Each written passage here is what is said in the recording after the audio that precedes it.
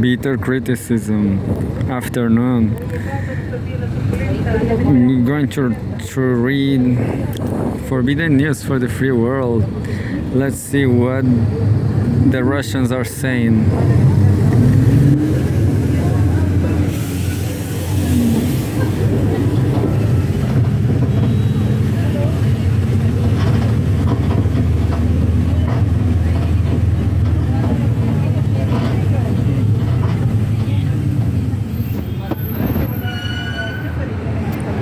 They're talking about the Russian economy, about the Russian gas. March 3rd. Iran war may push EU towards Russian gas again. Push EU towards Russian gas, key supplier. Russia is a key supplier. A Middle East supply shock could revive the debate on imports from Moscow, the Norwegian energy minister has said. And there's a photograph, a picture showing a commercial ship's anchor off the coast of the UAE due to navigation disrupts in the Strait of Hormuz. The conflict in the Middle East may force the EU to scrap its plans to abandon Russian natural gas next year. That's true. Norway's energy minister, Terje Aasland, has reportedly suggested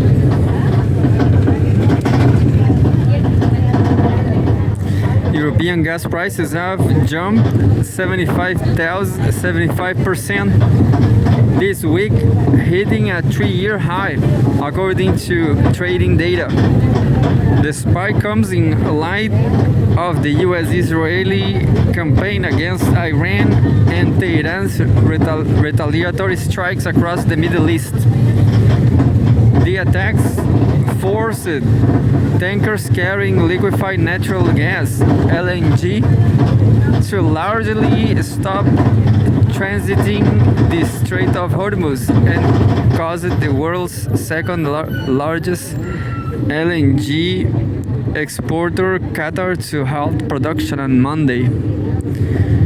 Quote unquote, with the geopolitical situation we see now, I believe the debate about resuming Russian gas imports will be revived, as Land said during a press conference in Oslo on Tuesday, as cited by Reuters. He noted that Norway, the EU's largest supplier of pipeline gas, is already quote-unquote producing at full capacity. There is no additional output to be found, he stated, as cited by Bloomberg. Good times for Norway, I guess. The EU gets between 5% and 15% of its total gas supplies from Middle Eastern resources, primarily Qatar. The US is the dominant LNG supplier with a 60% share. Last month, the EU agreed to ban all gas imports from Russia, once the bloc's largest supplier, by late 2027. The measure was designed to be approved by a quote-unquote reinforced majority of countries using trade and energy laws, rather than as a sanctions measure requiring unanimous approval. The bloc has already faced repeated jumps in energy costs since it scaled back Russian oil and gas imports following the escalation of the Ukraine conflict in 2022. Landlocked members Hungary and Slovakia have contested the measure, threatening to challenge the ban in court. Goldman Sachs estimates that a month-long halt to shipping through the Strait of Hormuz could send European gas prices up by as much as 130% from current levels, putting renewed pressure on households and industry. US President Donald Trump has indicated that military operations against Iran could continue for several weeks. Russia has consistently maintained that it remains a reliable energy supplier despite Western sanctions and has accused the US of striving to control the global energy market. And that was just the first one from Russia Today.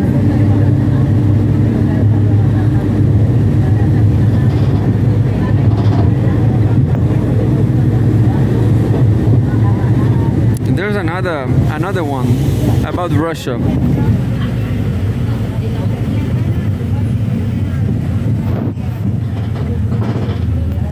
And says March 3rd, is Russia the key to ending the Iran war? By Murad Sadiqzadeh. As the conflict expands, threatening to engulf the entire Middle East, the region needs someone with working connections to all parties. Murad Sadiqzadeh, president of the Middle East Studies Center, visiting lecturer, HSE University Moscow. And there's Vladimir Putin taking a phone call.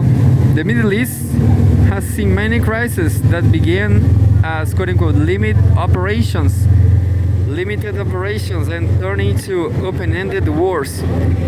The familiar pattern is not caused by miscalculation alone, but by geography and structure. Once the first missile fly, the region's tightly interlinked security and economic systems pull neighboring states into a blast radius. What is happening around Iran today fits this logic with disturbing clarity. The US-Israeli strike campaign may have been conceived as a short, high-intensity effort, but the trajectory now points toward something far larger, because the conflict has already expanded beyond the original triangle and is steadily drawing in the Arab monarchies of the Persian Gulf. In strategic terms, this expansion is not incidental. It follows a logic Tehran considers both necessary and, in its own framing, legitimate. Iran argues that once the US becomes a direct party to the operation through strikes, intelligence support, basing on force posture, it acquires the status of an active belligerent, and that US military infrastructure across the region therefore becomes a lawful target. From that standpoint, the quote-unquote battlefield is not confined to Iran airspace or Israeli territory. It extends to the regional lattice that enables American power projection, including bases, logistics nodes, command and control facilities nodes, airfields, and the wider support ecosystem that keeps them functioning.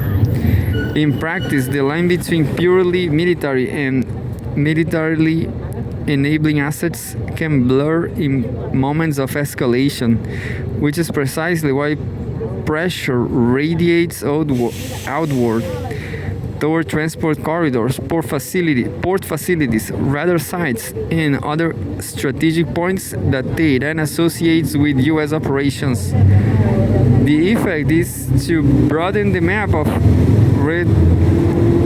retaliation and to raise the costs not only for Washington and its partners, but also for the surrounding states whose territory hosts, supports, or is perceived to support America's regional footprint. This is where the crisis becomes qualitatively more dangerous. A conflict that threatens the Gulf is no longer only a regional confrontation, but becomes a global economic stress test. The Gulf monarchies are the connective issue.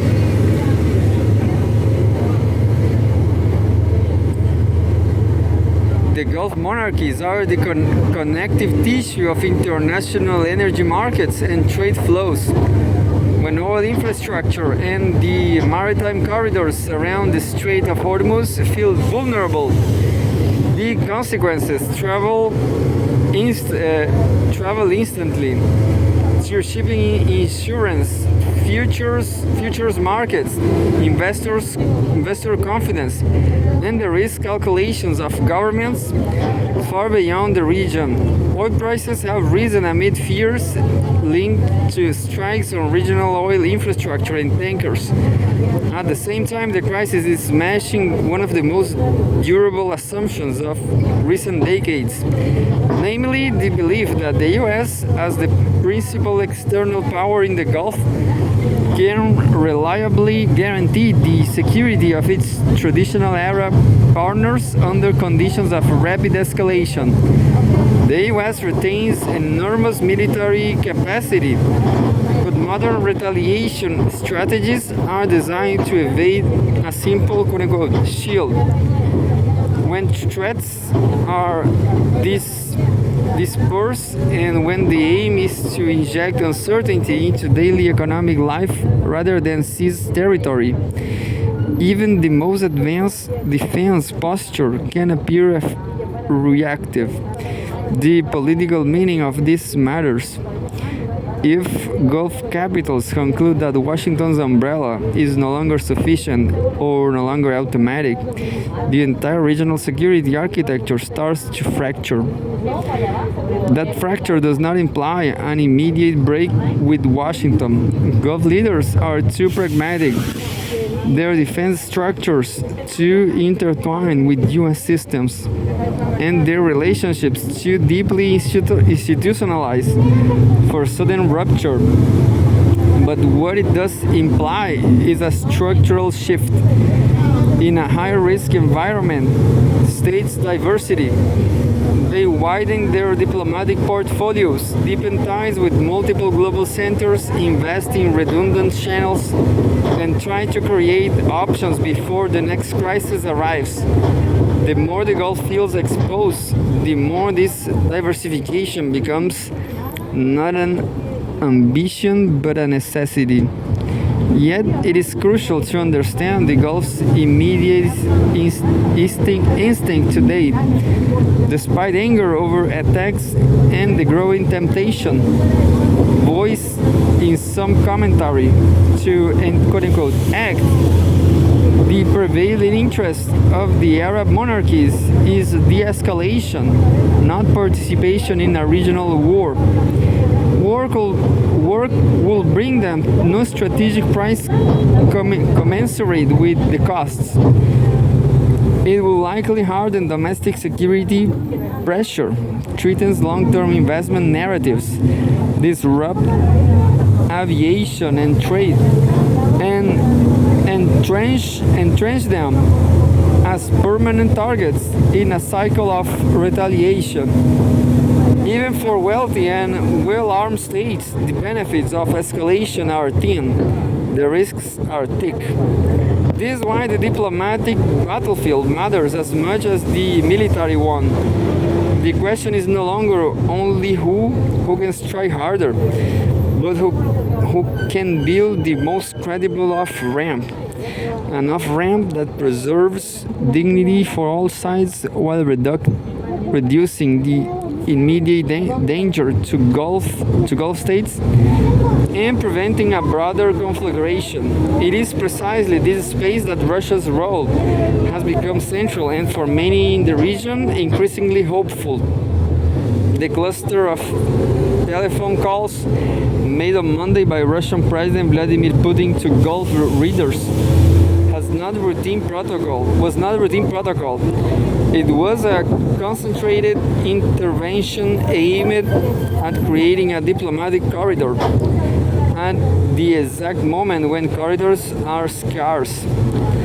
The Kremlin reported that Russia's president spoke with leaders of the UAE, Qatar, Bahrain, and Saudi Arabia amid the escalation, and that Moscow signaled readiness to use its ties with Iran to help restore calm.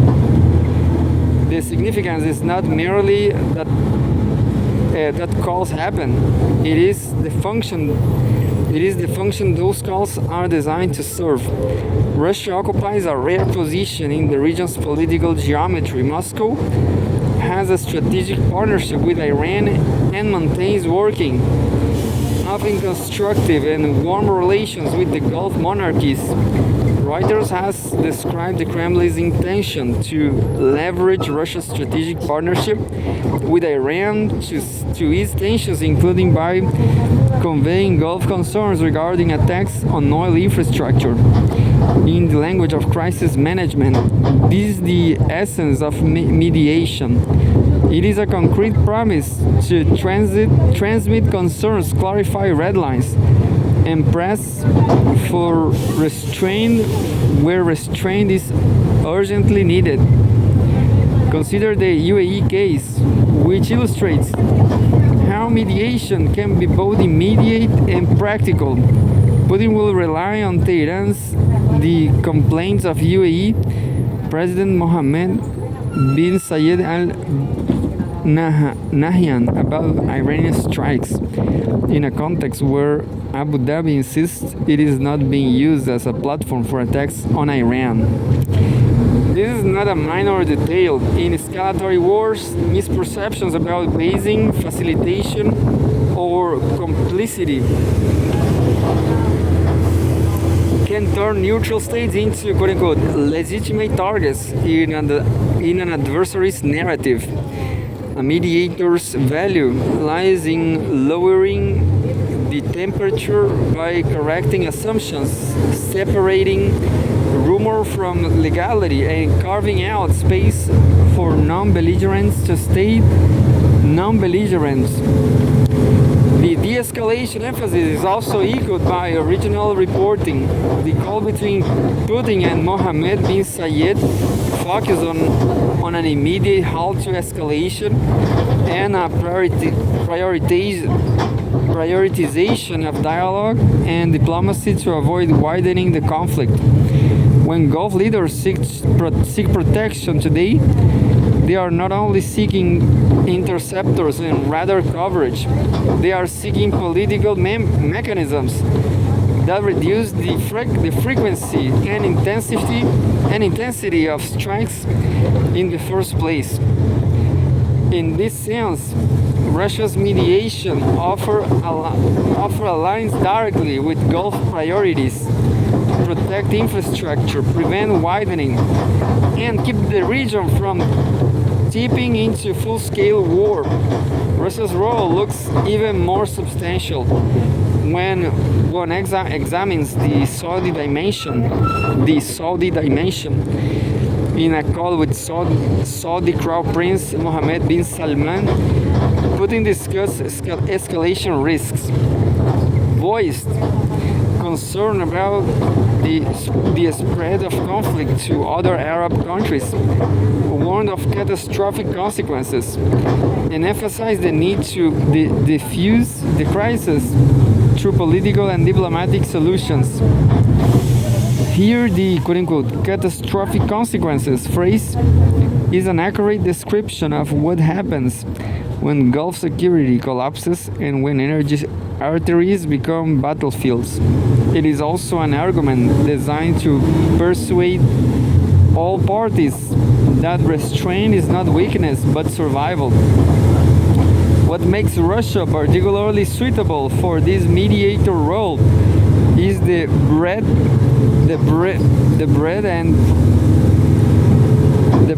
and practically of its regional relationships. Many countries can speak to one side. Few can speak credibly to all relevant sides, especially when emotions are high and trust is thin.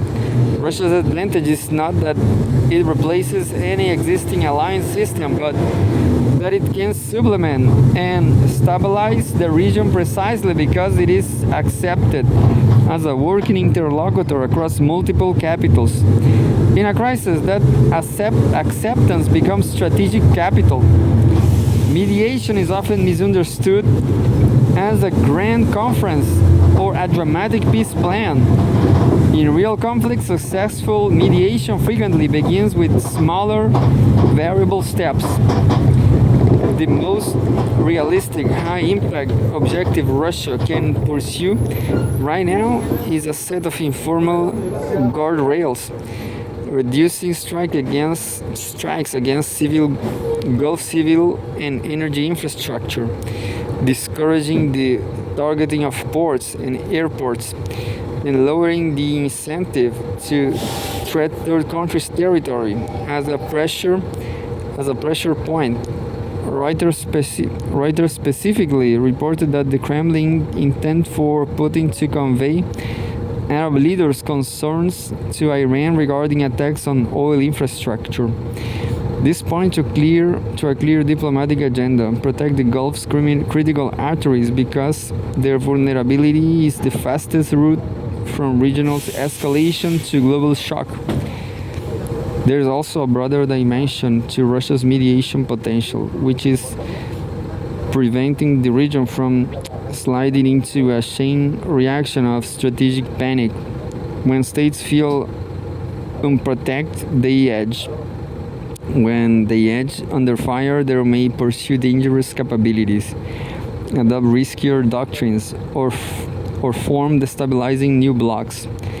Russian Foreign Minister Sergei Lavrov has already warned the war could backfire by spurring Iran and Arab nations to seek on nuclear weapons. Whether one agrees with that framing or not, the underlying logic is sound. Prolonged insecurity accelerates radical decisions. A mediator who can produce even a modest reduction in temperature can slow that acceleration and, by doing so, reduce the risk of a far larger catastrophe. Seen through this lens, Russia's diplomatic activity is not merely a regional maneuver, it is an act of global responsibility. When a conflict touches the Gulf, the entire international system has an interest in preventing escalation. Yet not every global actor has the access, trust, or political flexibility to play a broker's role at speed. Russia does, and that is why Moscow's phone diplomacy has been watched so closely. Russia is not trying to win, quote, to win the conflict for one side. Russia is trying to stop the conflict from becoming uncontainable. That is what mediation is supposed to do at moments like this. The fact that Gulf leaders took the call and that Moscow is explicitly offering to convey its concerns to Tehran suggests that the region sees Russia as a serious diplomatic actor capable of delivering messages that matter quickly and at the highest level. If Russia succeeds in helping to reduce Iranian strikes on Gulf territory and infrastructure, it can help draw a line that keeps the Arab monarchies from becoming routine targets. It will have achieved something of enormous consequence. It will not only prevent a short campaign from turning into a full-scale regional war, it will protect the global economy from an energy and maritime shock. It will preserve the very possibility of rebuilding a regional security architecture after the current one has been shaken. The Middle East is not short of weapons. What it lacks in moments like this are functioning bridges. Russia, by virtue of its relationships and its active diplomacy, is positioned to be that bridge between Tehran and the Gulf, between escalation and restraint, between a widening battlefield and a narrow window for de-escalation. In a crisis where time matters and where miscalculation can become irreversible, that bridge may be the difference between a regional tragedy and something far worse. huge text, but it was nice. Sometimes I thought it was made by AI.